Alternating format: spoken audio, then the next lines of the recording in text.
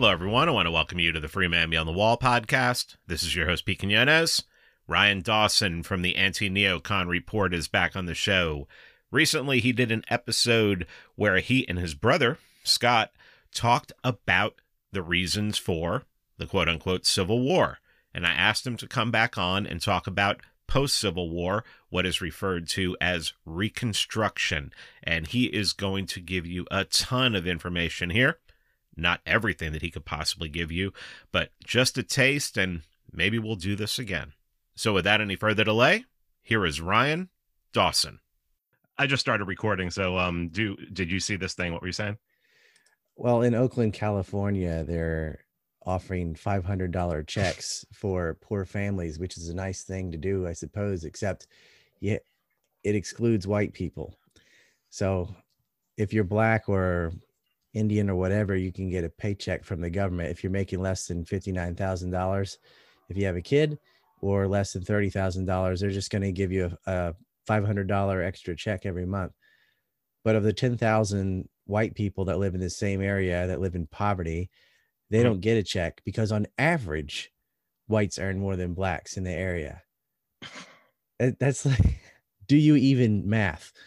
It doesn't matter. I mean, if Bill Gates moved somewhere, he would alone move the whole average over just by one guy. You know, it doesn't affect everyone else. Like poor is poor. It's a racist policy, and that's going to cause resentment between poor whites and poor people of color. You know, they're getting an extra $500 that they can spend on whatever. It's not like food stamps or something. It's just here's a blank check, $500 just because you have more pigment or whatever. And I feel like it's going to cause all sorts of problems. I mean, and it almost seems at this point that that's what they want to do. Their whole intention is to, not at this point. I mean, Michael Brown, Trayvon Martin, all that stuff was just elite. I mean, once white kids on campuses started seeing Klan meetings in buildings, you knew that there was something just absolutely going wrong, and that it was going to come to a head at some point. And it still hasn't come to a head. I'm sorry. Last summer, the George Floyd riots, the fentanyl riots,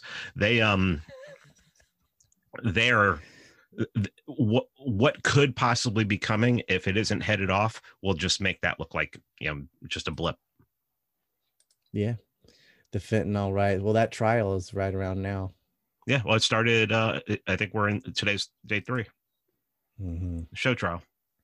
Jesus Christ. It's a show trial. I mean, anyone who knows anything about court cases, Castle Rock versus Gonzalez, and Lozito versus New York City, Graham versus Connor. I mean, he should have been. Police have a license to kill in this country. He could have walked from that. I mean, it's just the way it is. So, I mean, the guy that killed him on accident or not is in jail. Like, what else can you do? But I don't see how you can collectively blame a race for it.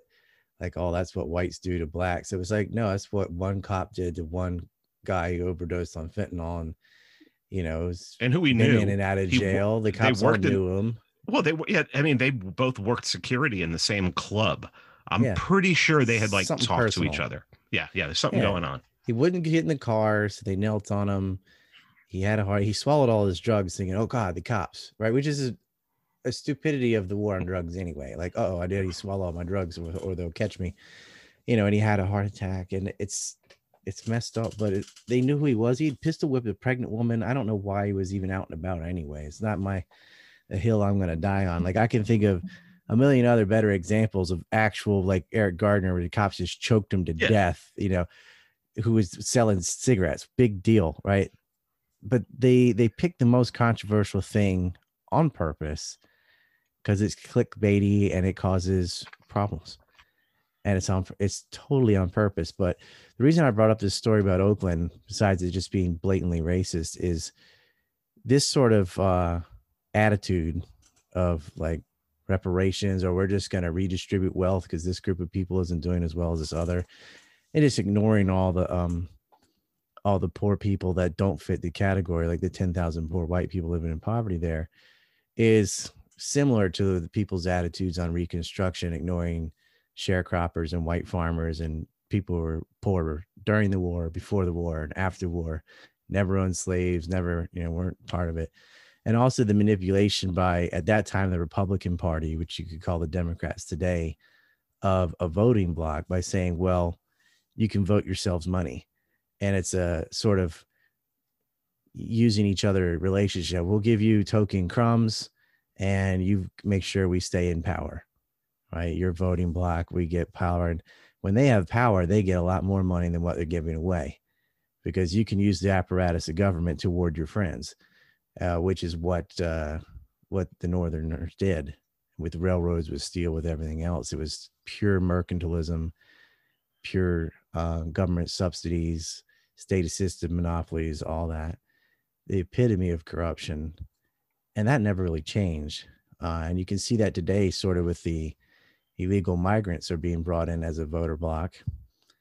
And I don't care where someone lives or doesn't live, but you can't have a welfare state and open borders at the same time. Like, pick one or neither. But they're like, well, if they're going to vote Democrat, we don't care what kind of conditions they have or if they live in cages or whatever. It keeps us in power. Maybe we can flip Texas blue, and that's all they're really worried about is political power, not the ethnic group or religious group or whatever they're supposedly representing, because they don't. And they make a lot of promises, but you can look at all throughout what the policies were, and it just doesn't pan out. And the same with the Civil War. I mean, they were slaves in the South and they were contraband in the North. Of course, well, some northern states also just had slaves, but even those that didn't, they had contraband. And in territory they were taken from the South, they considered at first, if they were runaway slaves that crossed the Union line, they send them back because they considered them property. And later they thought, well, this will undermine the labor effort of the Confederates, so we'll take them. But they didn't take them, set them free in the North. They put them in labor camps. About half of them died. They worked them to death. They were thrown on carts with corpses of horses, and just, how bad field hospitals were in the Civil War, where these people hadn't been shot on the battle lines or anything. They just been worked to death. The North didn't want to trade for cotton because they didn't want to help the Southern economy. So they made the contraband picket for them, because they needed tents and uniforms and things. And they took these newly freed slaves and naively thought, all right, I've made it to the line, I'm going to be free. And then they end up worse than they were before. And yet they didn't do it to northern slaves. So if a northern slave ran to a contraband camp or something, they got sent back to their owner. So if they're from Maryland or even the DC or Kentucky or something, they just got sent back. But Grant himself was doing this. He was so mad. Anyway, that I don't want to talk too much about contraband. I'm just saying that there's a lot of myths about the Civil War and this sort of righteous cause mythology versus what they call the lost cause myth.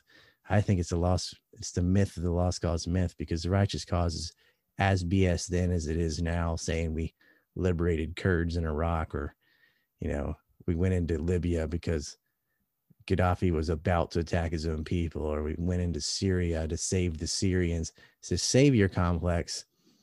And the story works because the Civil War recently has been twisted into becoming the war to end slavery, which it wasn't. It was a war to preserve the Union.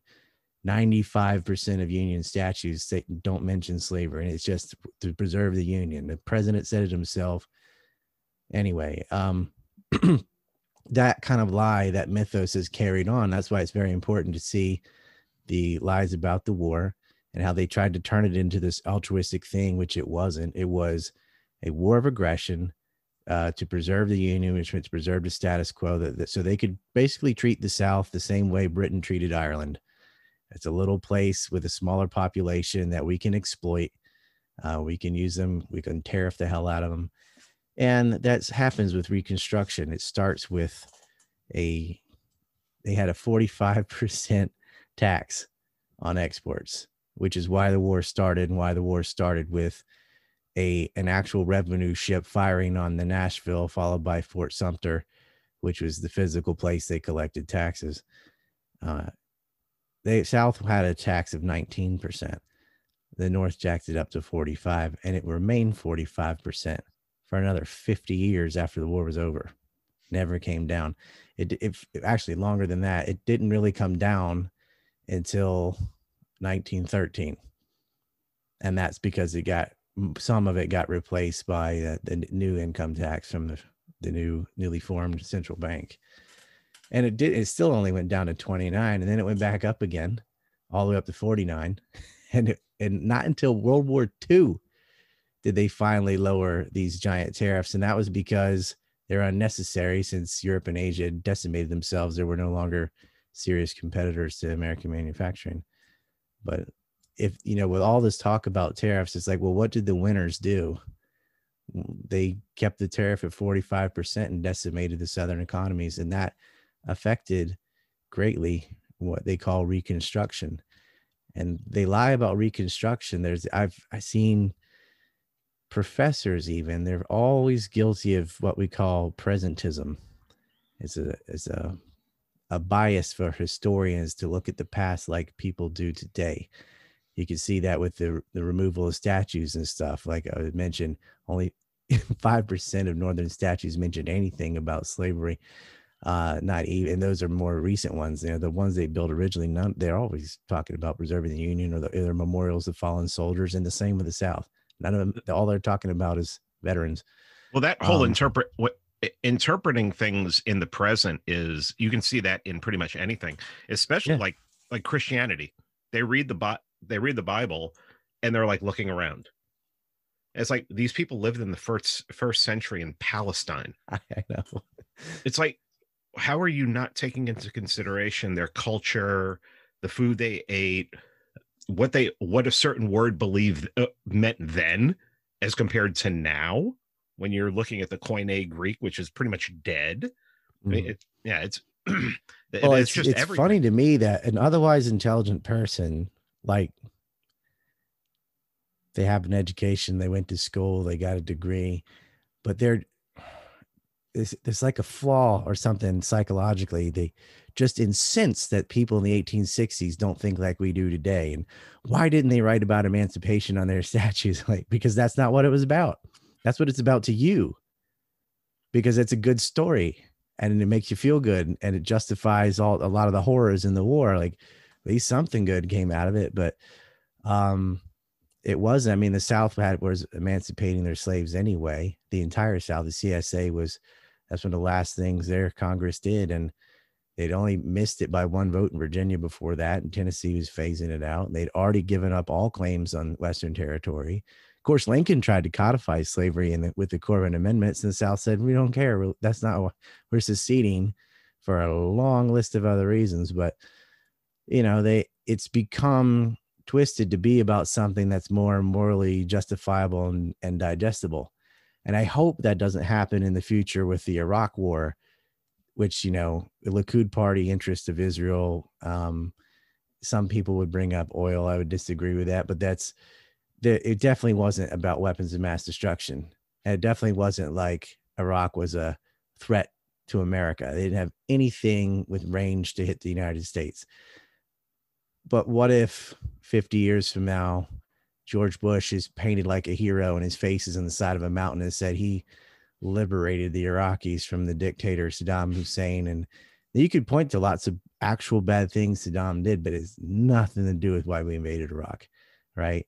Or bringing women's lib to Afghanistan or some canard, and it has nothing to do with why we're in Afghanistan getting opium and the rest of it. And that's a lot like the Civil War. Like, you can find something that would have been nice, but I mean, why the Northern states wouldn't even ratify the 13th Amendment on the first try. And some of them rejected. First of all, they had black suffrage only in the South. Only a few states in the North accepted it. And then if you really look at it, even where it was accepted, it wasn't really accepted. Like in New York, for example, they gave black males the right to vote, but you also had to own property, which almost none of them did. So they didn't really get to vote. And the only reason they did that is if a Northern state rejected black citizens, then they would not be counted as part of their population, which would affect how many representatives they have.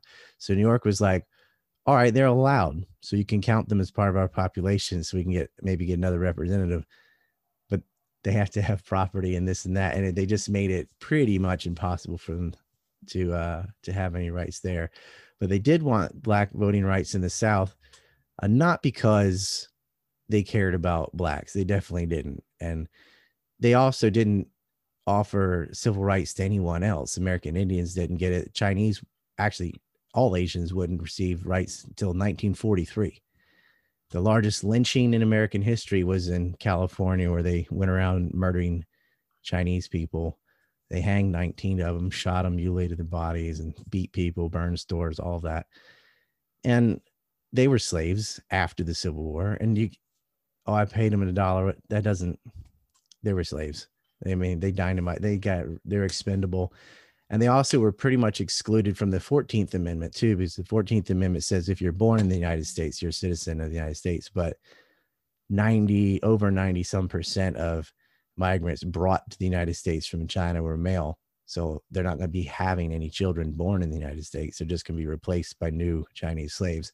So they never got any rights. So that if the North was really woke on equality and racial equality and all that, then they wouldn't be excluding American Indians and Asians. And they wouldn't still have laws against blacks in their own states. And then several of their states outright rejected it anyway. So it's not what it was about. And yet the Hollywood version of the war is, the great Union freed the slaves, and the South's a bunch of cousin fucking backward retard racist. And it just wasn't the case. And they got punished severely, blacks and whites in the South after the war, because the marriage between corporation and state had been completed under Lincoln. And even though John Wilkes Booth got rid of him, Andrew Johnson really had no power because the Republicans had the 2/3 majority. And so he would veto things and they would just override it. So he was sort of a powerless president. Tennessee was the only state that was not put under military occupation after the war. They divided it into 5 zones. Now tell me how you're supposed to have a democracy or representative government when you're under military occupation. I think it's great that you have mean like Washington D.C. right now? Yeah. Well, yeah. the people that have armed guards in a wall that tell you that guns and walls don't work. Yeah. This is a height of hypocrisy. The people that if they looked at another country and they saw that their parliament had a barbed wire fence around it that was guarded by the military would go, wow, that government must be illegitimate. Did you hear what the Chinese said at that meeting where they said, well, a lot of your electorate doesn't believe your election was legitimate. They think there was fraud, and we don't agree with using force on other nations for regime change. And it was just boom, boom, boom. Now, kind of China does do that to Tibet and other, but whatever. But, even if it's the pot calling the kettle black, they're saying you're as bad as we are. It's pretty damn bad. Yeah. Oh, yeah. But yeah, I mean, it's not like they have fair elections in China either, but they don't really try to deny that. They're like, so. But the United States is using that as a pretext. They don't accept any democracy where the outcome isn't what they want. So when Ukraine has one they don't want, they have a coup. When Palestine elects Hamas, they say, oh, you can't do that. And that's illegitimate. Yemen, same thing, go down the list. Like you're only allowed to vote for the ones we chose. And if you don't, then it's not legitimate. Look, Yemen has a free election. There's one name on the Hadi, yeah, when after Abdullah Saleh, and they're still at war and they're in cyclical war, and that's a side note. But again, it's people often look at the excuse of World War II like making new Hitlers. It's always, and none of these people or places that we invaded compare to Adolf Hitler or Germany at that time. But Saddam's a new Hitler. Putin's a new Hitler. Gaddafi's a Hitler. Assad's a Hitler. This guy is a Hitler. And then the people like Jonathan Taylor or Paul Kagame that actually were butchering people in the millions in Sierra Leone and in the Congo, Rwanda, get like in Rwanda, 40% of its budget was from U.S. and United Kingdom's aid. So we're the new Hitler. We're abetting the new Hitlers or whatever. Disgusting, but there are some similarities between the reconstruction of Germany and the reconstruction of the South, because it's like you don't want to defend common Germans. There was just mass rape after World War II. It's all hell. Their city's been burned. Dresden, Cologne, Hamburg, people melted in the asphalt. And it was disgusting. Same with Japan. They had 2 cities that got nuked and firebombed Tokyo, babies burned, all that. And it's this weird thing especially with liberals. Like if you mention the pain and suffering of the Japanese and Germans, which does not detract at all from the pain and suffering that they inflicted on Korea and China and Poland and so on, then, oh, well, you're a Nazi or you're an imperialist or you're whatever. And with the South, which is very, very different because they're the ones that got attacked. They are the Poland in that scenario, whatever. It's like, what are you, pro-slavery or you hate black people or something like that? And it's such a canard. And every time you talk about the Civil War, you got to educate people on that thing first before you can even start discussing the rest of it. And as for Reconstruction, that's our topic today. I don't know if I can do it in an hour, but I can go through some statistics for you, just how bad. Yeah, let's hit as much as we can. Yeah. I'm going to let my Streamlabs grab my camera so we can get some super chats in here. Okay. Yeah, so I'll kill that. It might not take it, but we'll see. I think it's going to grab the audio. Oh, all right. Well, it's all right. Okay, so a lot of people, you ask them about Reconstruction, how long was it? And the standard like textbook thing is, from the end of the war until about 1877, 1875, and Grant's in there in the 70s. And that's just so wrong. The South suffered under Reconstruction on up until World War II. And the level of poverty, for example, is 85 years later, 1950.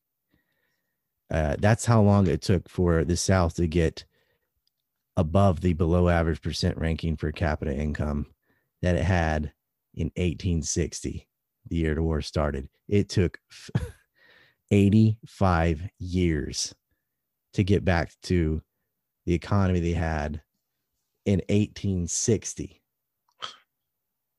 which sounds very similar to reconstructions of other nations that the U.S. has destroyed. In Iraq, they starved to death 500,000 children. Well, in the South, lost about 20% of its able-bodied males during the war. Over 300,000 dead, another 200,000, disabled.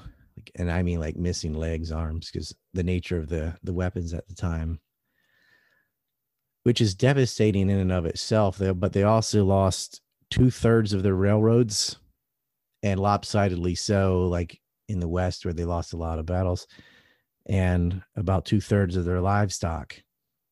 And a lot of their farms, which were unmanned, were the soldiers returning home and find out their families are starving. So a lot of slaves, if there were any, had already been set free because they couldn't take care of them. And unfortunately, a lot of them just ended up in contraband camps in the North and, basically reinstituted as a slave and worked to death or sent on suicide missions. In 1870, this is 5 years after the war's over, the property values were less than half of what they were in 1860. And that's with mad inflation and supposed reconstruction. It never went anywhere. As far as the number of men killed, I have to stress this too.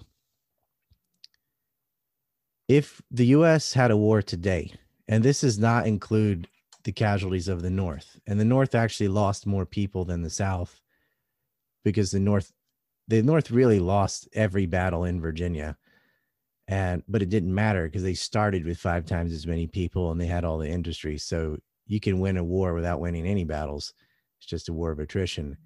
And they lost a lot of soldiers too. But 40% of them were mercenaries from other countries. When the South was losing men, it was losing its own men, and it really started with so few. But if you take the casualties just on the Southern side, and you were to say that the United States had a war today and we lost that many people, it would be as if we went to war with somebody and lost 17 million. Now try to imagine having a war where the United States loses 17 million men and women, and 50 years later, toppling the statues down and wrecking the graves of these people. You really can't. But today's age, they're like more racism or something. And so you can just desecrate these people. They lost the equivalent of, if Vietnam was bad, 55,000, 17 million. That's how bad the Civil War was, just in 11 states. Bank capital fell from $61 million in 1860 to a mere $17 million by 1870. And worse than that is national banks. They're all in the North. You couldn't get mortgage loans. You couldn't get any help in the South to actually rebuild. The North took it as an opportunity as, well, now we can go down and monopolize what rails they have left, what industry they have left. We can buy it up and own everything because they can't compete. And Northern industries are being subsidized by the government, much of which came from taxing the South. So the South's own taxes were used to subsidize Northern industries so that they could monopolize even what little industry the South had left. They didn't even bother studying how bad it was, how bad the poverty was. They knew it was bad. And I'm talking about most families didn't have shoes bad. There was hookworm infestations on up until the 1900s. In 1930, over half the population of South Carolina was under 20 years old because people were dying of things like rickets and diseases that normally don't affect people unless your population is starving. And they decided to punish them with poverty. There was a survey of over approximately 3 million farms in the South. Only 6% had piped in water. This is in the 1930s, not 1866 or something.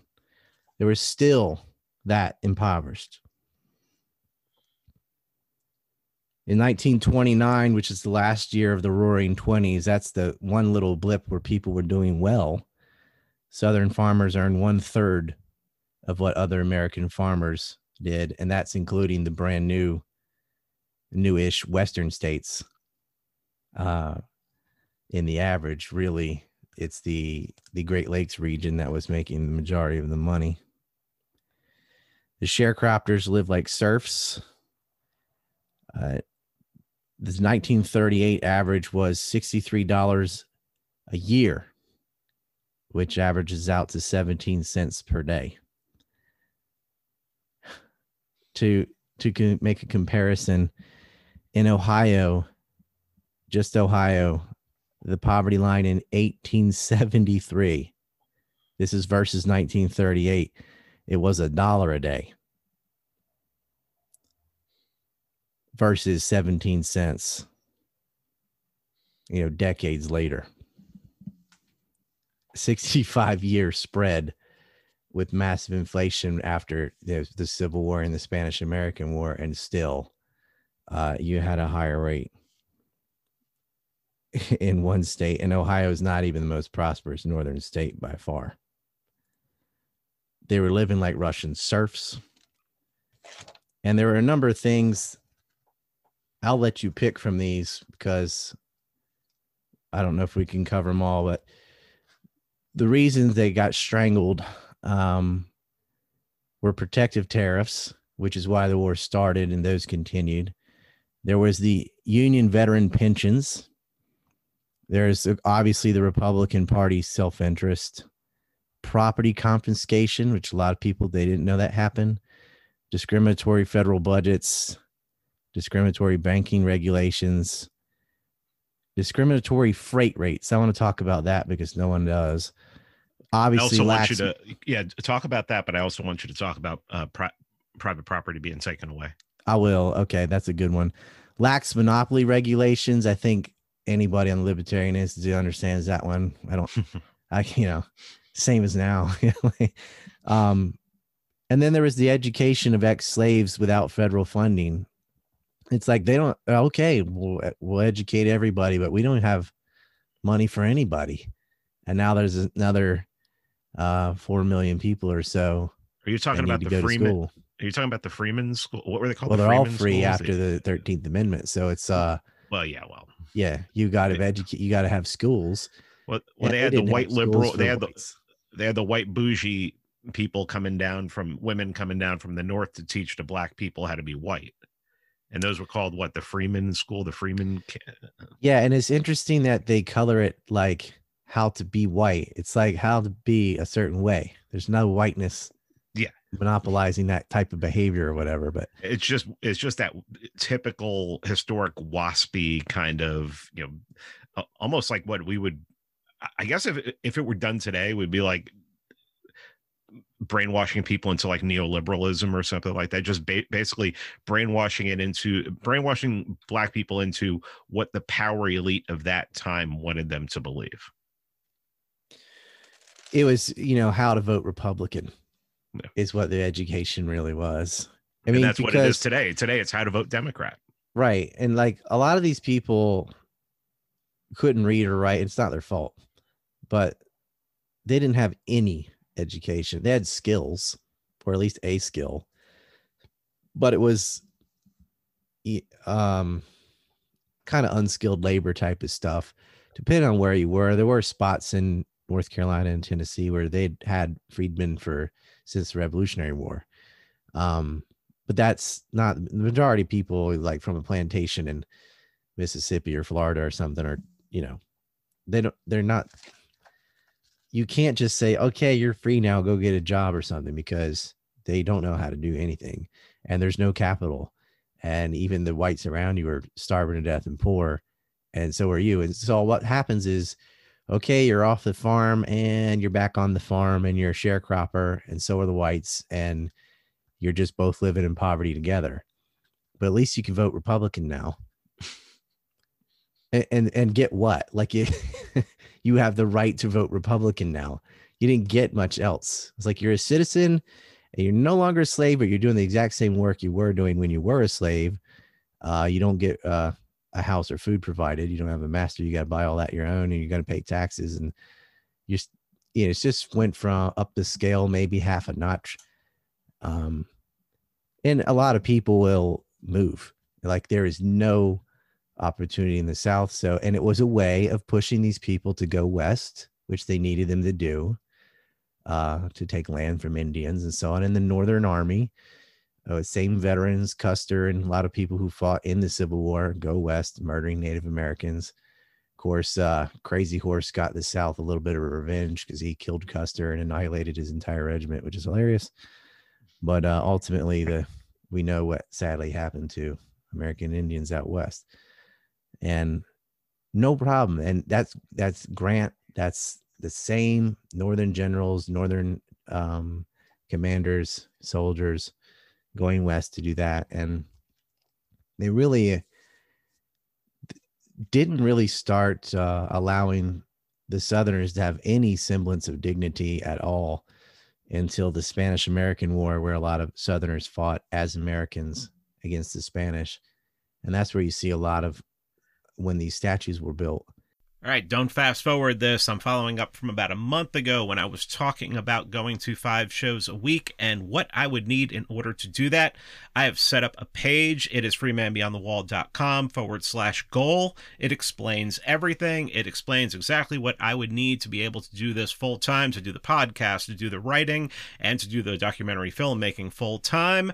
And the goal is there, and there is a link to all of the places that you can support me. I would love if you supported on freemanbeyondthewall.com/store, because then it takes the Patreons of the world out of the picture. So freemanbeyondthewall.com/goal. Thank you very much. That's what we need to get for the Palestinians now. The Palestinians need to start going to war for Israel, and then maybe they'll start being treated like humans. Well, they joined the military just to have a place to eat. I mean, it was that bad. And even today, 44% of the military is Southerners, yet only 36% of the population. And I can tell you the rest of that chunk is Midwesterners. The Northeast doesn't fight the wars that it starts. It has the South and the West do that. It's your red state people out there doing it. There's a lot of military bases in California because it's on the perimeter, but it isn't manned by Californians. Some, because it is our largest state, but proportionally, it's not at all. It's actually has the least amount of soldiers based on per capita. But they start these wars, and Lee warned everyone about that. He said, if the current government wins, it's going to be imperialism abroad and despotism at home. And that's exactly what happened. They never stopped going west. They went west, wiped out the Indians, and they kept going west to Guam, to the Philippines, and then all the way to bases in Japan and Korea. It was this Pacific pivot they used to talk about maybe 5 years ago with the North Korean politics. It's been a slow, ongoing thing. I mean, in Hawaii, when the Japanese bombed Pearl Harbor, Hawaii was not a state, but it had a U.S. base. It becomes a state in the 50s, right? The Hawaiians didn't have a say in that, really. They became a state, so we stopped tariffing their own, their own fruits and things that they were selling. They get slapped with the tariff. Well, as they thought, as a state, you can't tariff your own states. And yet, during Reconstruction, they did tariff their own states through the freight rates. And this is it's one you're not going to get in school, I don't think, but they just didn't care. The marriage with the railroads and steel and a lot of these unions in the union were so tight that they would do things like if Alabama wants to ship steel or iron or products made of those things to another place in Alabama, or God forbid up to, Ohio or something, there was a 40% tax. But if Pennsylvania wants to ship steel to Alabama, they don't have a tax. So it was sort of an interstate tariff. In fact, it was so bad that the North could ship finished products to the South cheaper than the South could ship a finished product or a raw product, just like iron ore or whatever, just from one side of the state to the other. And that's because the Northern railroads, which were subsidized by the government, went in and bought up the Southern rails and decided to charge freight rates extremely high, 40%, just to these localized areas so that they could not compete with the iron foundries and steel foundries and other metals that were in the North. And it was that simple. It's like we get to sell with no tariff, with no freight tax, and you can't. And then with cash crops, it was like, yep, we're going to have a huge tariff on cotton, 45%, because we don't make that, you do. So it won't affect us. It's regional scapegoating. So they really turned the South into a little Ireland. That's exactly what Britain did to Ireland. Same sort of model. And actually at this time, the Irish were still tertiary citizens in the entire United States, and were used like forbidden from going into stores and just treated so badly. Like signs would say no Irish, no dogs, so they were fighting for rights along with blacks and Native Americans and others. And of course today they have white privilege, which is such a racist thing to say to people, like, oh, you're categorically privileged because of your color, like as if they're all the same. Yeah, I mean, I assume a white person with Down syndrome has much more privilege than a black person or a Spanish person with Down syndrome. It just, it's just inherent. Yeah, well, they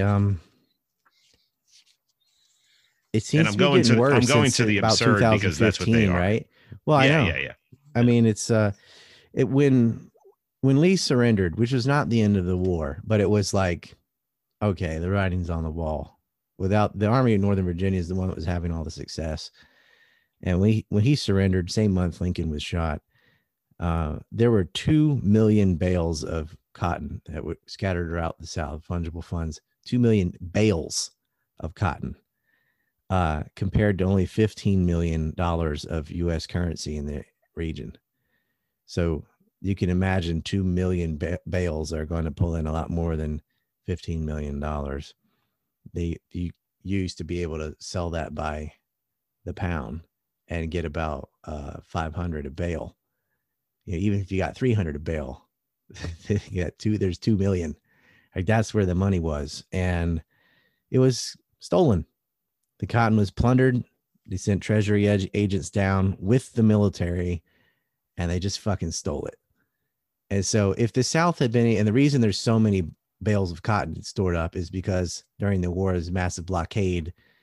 And once Wilmington, North Carolina fell in 1865, there were no more ports and they had no way of getting it out. Occasional blockade runner would squeeze out a little bit and make some money in the Caribbean or something and try to come back. But ironically, the ship that started the war, the SS Harriet, had been captured in Austin, Texas, and then got turned into a blockade runner. So it went from basically a tax revenue cutter to a blockade runner, the exact opposite, and was retired. But they stole all that cotton, and during the war, Grant had actually expelled Jews from his territories in Kentucky and Tennessee over speculating on cotton and acting as middlemen, black markets selling cotton, because the North needed to buy it. And Grant was happy to just have the contraband pick it for him and get it for free. But there were, there's always markets. And so apparently he blamed it on disproportionately Jews who they weren't doing it to help the South so much as just to, personally profit, but he kicked them out of the territory, like completely expunged these people. It was his Executive Order 11, and Lincoln overturned that, but families had already been removed because it's not like they had telephones and things back then. You couldn't just instantly reverse things, but he had thrown out people based on ethnicity. Everybody was doing it, but they blamed it specifically on Jews for some reason and threw them out and because he wanted his contraband blacks to pick it for free.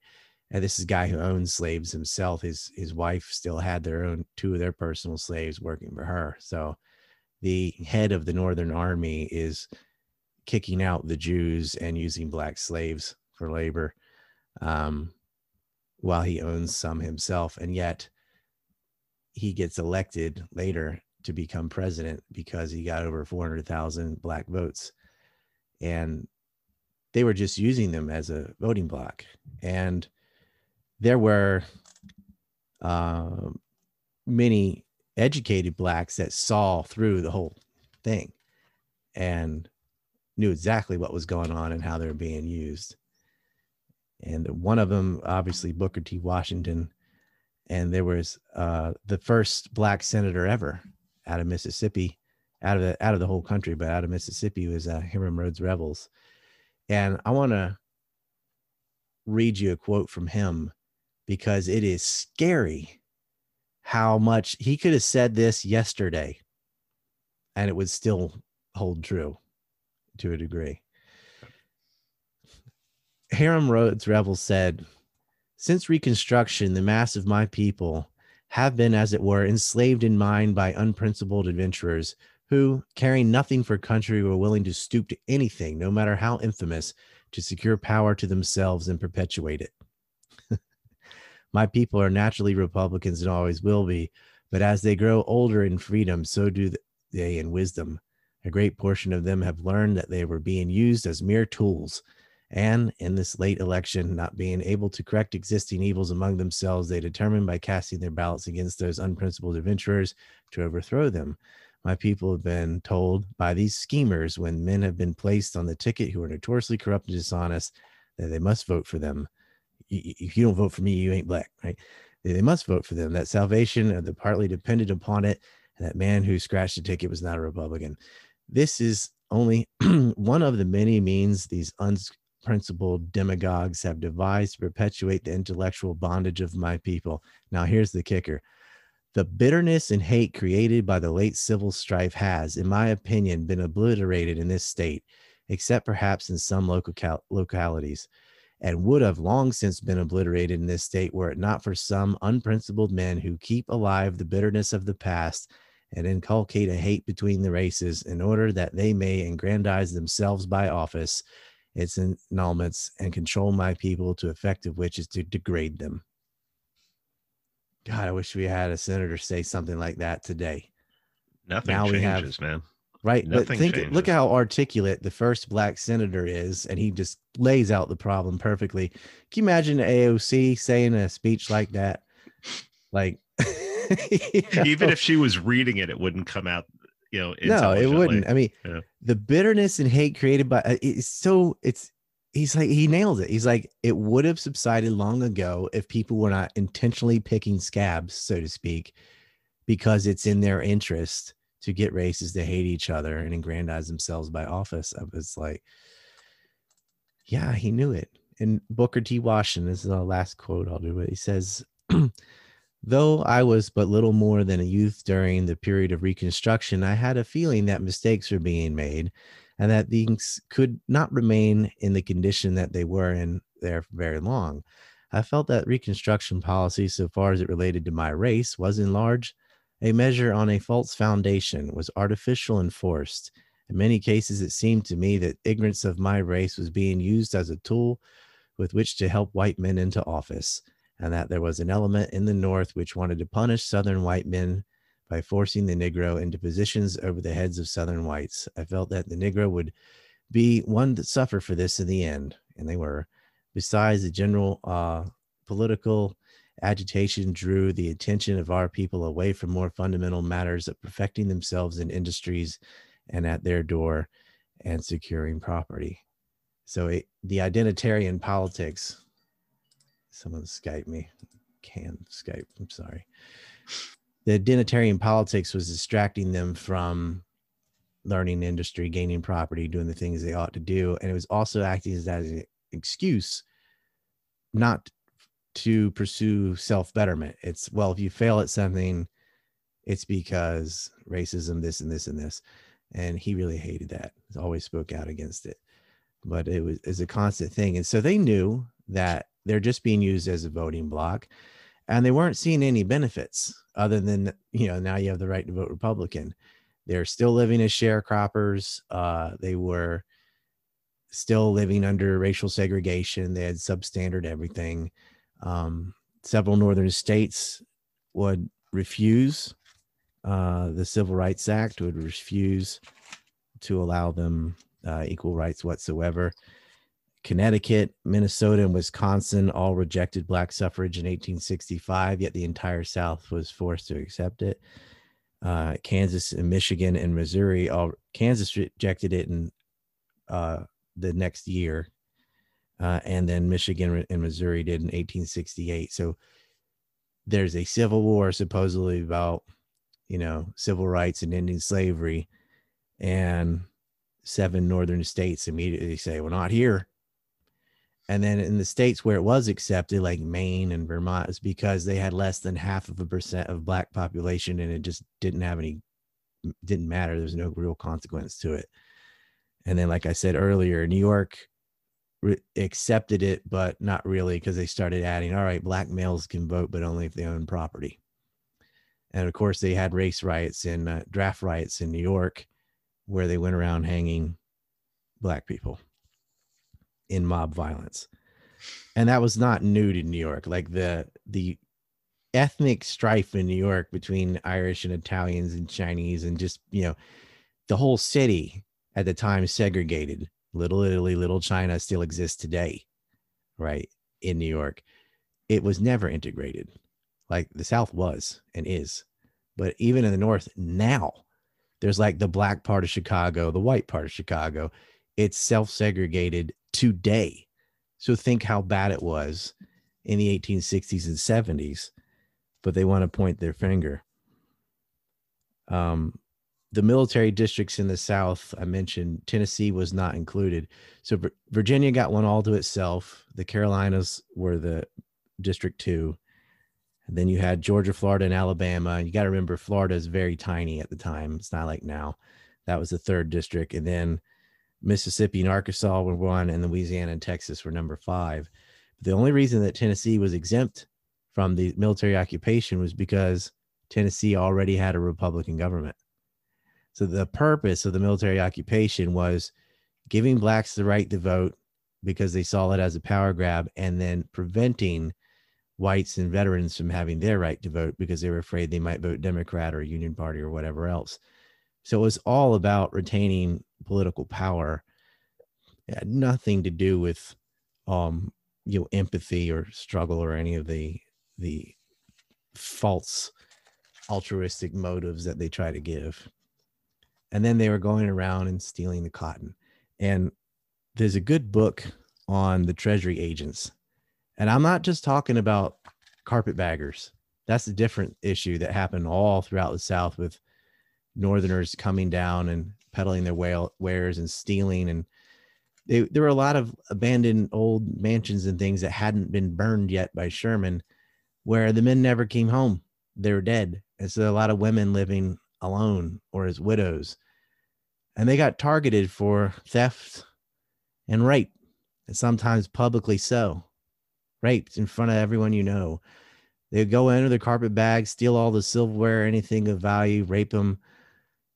And they own the judge. They own the policing. There's nothing they could do about it. And this is one of the reasons why in the South there is such a strong culture for the right to bear arms, because the only women who weren't getting raped were the ones that had that pistol on the nightstand. And the threat that she might shoot you was enough to prevent a lot of these roving hordes from acting this way.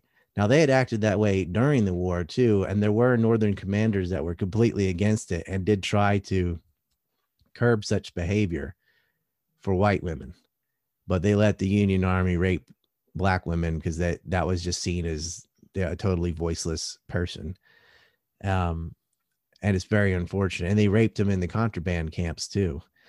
And they beat men, and it was terrible. It was a terrible war, and it continued on afterward. But for black women after the war, and white women, but more so for blacks, there was no recourse once they got raped, and they were getting gang raped. And this is why groups like the KKK and these militias form. It was predictable. And they did terrible things. They lynched people, they intimidated people, but it was a natural consequence of having arbitrary rule and scallywags and carpetbaggers coming out in literal hordes, Union soldiers and stuff, beating, humiliating people and raping women. And so vigilante justice arose in a rather silly way. But and the old Southern commanders like Nathan Forrest, who is falsely attributed to as creating the Klan because it's in the movie Forrest Gump, which is not a history movie. I'll just let everybody know. It's not a history documentary. We're opposed to it. He actually supported emancipation before he died and thought the theatrics of hoods and stuff was silly and urged against this. Robert E. Lee and others urged you have to accept reconciliation, but it just wasn't being offered. Lincoln, and I can say a lot of bad things about him, but he actually wanted reconciliation, and he sort of backed himself into that corner because in his mind, the Southern states never seceded. Since he thought it was unconstitutional to secede, they were always part of the United States. So it was sort of an armed insurrection, but they never really left the United States, and they're always Americans. That means they're all American veterans too. And he wanted to reconcile and heal, more so than at least like Thaddeus Stevens and some of the radical Republicans up north from Pennsylvania and Vermont, etc. Well, Lincoln was dead, and but when you look at the Treasury agents that went down and helped steal the cotton, guys like Seaman Draper, he got his position by bribing Mrs. Lincoln. And now he only lasted a couple of years because he died naturally. But the amount of theft was insane. And no one's ever heard of the guy. And then there's William P. Mellon was another one that they facilitated this open theft. And so you've already got 45% tariff on cotton that you could possibly export. You can't freight it around. There's a 40% tax on that. And then what you would build prior, or what you may plan on a black market sale, is being stolen by the U.S. Treasury Department with military escorts, taken north, and then they sell it, or they just use it for textiles. So that was a double whammy. So they've more than paid reparations, but the worst thing, worse than the tariffs, I would argue, or at least as bad, was the Union veterans pensions. Now, it's named the Union Veterans Pensions. That's just a name. Like the Patriot Act's called the Patriot Act. That's got nothing to do with what it does, though. And the Union's veteran pension, what it really meant was welfare for the Northerners at the expense of Southerners. And you really didn't have to be a Union veteran. You really didn't have to have been injured in the war or anything. It was just a massive transfer of wealth to all veterans from the North, but not the South. And it was so bad that they dedicated one day a week in Congress just to talk about the pension fund, because it was by the 1890s still 1/3 of the entire federal budget went to these pensions. And the Southerners are not benefiting from this at all. These are the people that came down and burned their cities and did the mass rapings and stole the cotton and blockaded and starved and then, of course, fighting each other. They now have to pay those families and those soldiers when they don't have any capital, when their banks and railroads are being taken over and loans are not being made, and the loss of property. It's just they're being squeezed from every end. And this is reparations. Because when do you think, if you were going to guess, the last payment for Union veterans was? Like the wars from 1860 to 1865, let's say some people fighting were like 18 years old. How long do you think that lasted for payments? 1940. 2016. Jeez. How? Because government. That's why. Because nobody survived to 2016 from the 1860s, obviously. But yeah, it really, I'm laughing because it's just so ridiculous, but that is exactly how it happened. Now, the voter registration. Aren't there still former like SS agents getting paychecks in Germany right now? SS officers? Or Argentina, no. Or Washington, D.C. Yeah. I'm pretty sure that there still are. And I'm pretty sure that there are still East German Stasi getting pension payments. I wouldn't doubt. I mean, you're talking about government. Yeah. It's, 2016, even if it was one payment, it's like, what are you doing? But there are things. I remember one time Senator Rand Paul just went down a list of ridiculous stuff that had been approved for funding. Like they even submitted some ridiculous stuff on purpose and it got the okay mark. They don't care. And I'm not just talking about MIC pork and I mean like dumb things. You know, the study of transsexual starfish or whatever, that you can get it if the government will pay if they think it'll buy them votes. Over half of the federal tax revenue was just on the three items of the interest on the debt and the veterans pensions, and then trying to retire the debt, which they used to actually do. We don't even bother doing that now, but that was 50%. But really a third of that, the majority of it was the pension fund, and it was just abuse. They use that as a voting block too.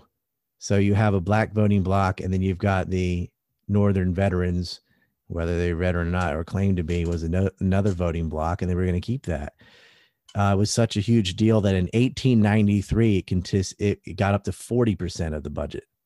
1893, 40% of the federal budget of the United States was just for pensions for Northern soldiers. And again, the South isn't getting pensions. So actually, part of the reason why the South wanted to at least put up a monument for soldiers is they couldn't give them pensions. People were dying, missing limbs. So they thought they at least have a monument to the soldiers to thank them for trying to defend their cities. And then those things are now being torn down. From 1865 to 1873, the federal government spent $103 million on public works. Less than 10% were in the South. $103 million. Now, a lot of that is building the railroads west by Northern industry, almost exclusively. And they hire freedmen and Irish to do the hammering and labor, and they didn't even really pay them. They end up paying them in script, which can only be spent at the company store. You're still a slave. Like, oh yeah, you're getting paid in script. You can't even, there's no market competition. You can't go take your script and buy from somewhere else. Like, you have to buy from the same company that issued the script to you, and they can charge whatever they want. And they did other shitty little things like, oh, that pickaxe and shovel and stuff you're using, you have to rent that equipment from us. So the wages that they use went recycled right back into the equipment they definitely had to have. And then like the tent or whatever they housed them in, they worked them essentially for free. They just got enough to have maybe a thing of ale and some food and maybe a hooker once a week. And that the brothels follow the railroads around too. And that causes outbreaks of syphilis and everything else. And they'd tax the South to pay for that too. The tax on cotton alone was 7 times the amount spent on public works in the South. So they're getting less than 10% of all public works. And just the tax on cotton isn't double or triple. It is 7 times the amount that is being spent back on them for public works. So the cotton that wasn't stolen, that they're taxing, that from these lucrative tariffs and whatnot, is almost entirely being spent in the Northeast. So again, that's another reason why the war started, because they knew that was the condition. And they knew if you have this tariff and we have to pay this much, then your industries are going to grow and ours are not. And we're going to be a little Bantustan, a little serfdom state, which they were. And after the war, that's what they became. The Northern railroads were also backed by government. So there's no way of competing with them because they're just going to get it. And as far as the debt, which is the other large part of the federal budget, there's a double whammy there. First, most of the debt was backed by bonds. So people are buying government bonds because the greenback had dropped from one greenback is $1. It was worth about 35 cents compared to when they started issuing them. So 65 cents of inflation in just a few years. And so what they did was they said, well, you're going to have to pay back these bonds. And they taxed the South to pay back the war bonds, because the war bonds are being held by people in the North. The only people cashing in on the bonds are the bondholders, which were all in the Union. So they spent, I think they went from $65 million up to $2.5 billion. That's quite an increase. That's a 40 times what they owed before. That's how much the North just went into debt trying to defeat the South in the war. And they were spending frivolous stuff on warships and stuff that were unnecessary. The war was practically over. They kept dumping money in, a la MIC style anyway, because the bondholders wanted to benefit, and they used the tax revenue to pay off the bonds. But Grant, the first law he signed when he was in office, remember, this is Ulysses Grant, guy on the $50 bill, the guy we named lobbyist after. Grant saw so many interest groups in hotel lobbies that they started calling him lobbyist. So now when you go to Washington to lobby, it's called the lobby because of Grant. He was like worse than Lincoln about it, or more. Lincoln was better at hiding it. I can't really say he's worse than Lincoln, but he would meet with these people, and the first bill he signed was to say that these bonds have to be repaid in gold. So for libertarians, I already understand this, but for everyone else, you have to understand these bonds were bought with paper money, and then the paper money got inflated far more than gold. But they have to be repaid back in gold. And to get gold, you need to use the paper money that you have at the day, which has been depreciated. So it's a bonus for the bondholder, but it's an extra burden for the taxpayer. And again, the lopsided portion of the taxpayers to pay back Northern war debt were Southerners who already were strapped for cash and resources. They lost 2/3 of their livestock and rails, and the remaining rails were being bought up by Northern industrymen anyway. So, and here's another kicker about the political power. We added 12 new states. Right after the Civil War, they expand west. Of the 12 new states, how many do you think got Republican senators? All of them. Yeah, all of them.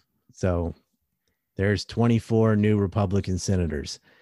And that lasted until 1907. And I believe Oklahoma territory was added as a state, and one of their senators wasn't Republican. They had a voting bloc and a 2/3 majority that they wanted to keep and retain. And this is a lot like the Democratic Party today. They want to import votes. They want to purchase votes. And identity politics is a way to do that. You can pit one group against another, say, well, if you vote for us, we'll give you free stuff. Of course, it's not free, because the government can only, steal from Peter to pay Paul kind of thing. So what they have to have, somebody's got to be the scapegoat that you're draining.